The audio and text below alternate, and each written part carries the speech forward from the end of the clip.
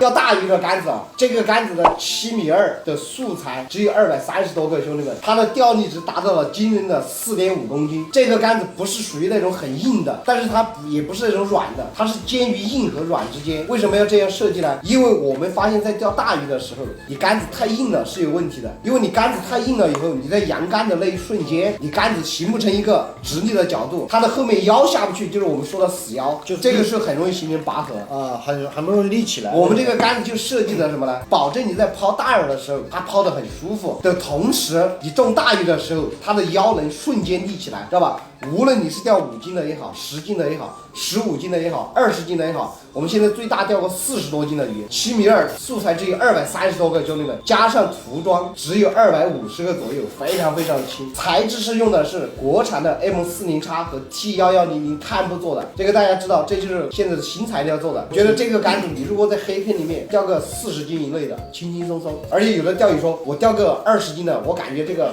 都成了一个大完工了，好害怕。你不要怕。我们既然跟你说它的钓力值能达到4.5公斤，已经是非常恐怖的一个数据了。那么你钓到大鱼的时候，你只管把它攻住就行了，剩下的交给我们的才学，相信我们的鱼竿，好不好？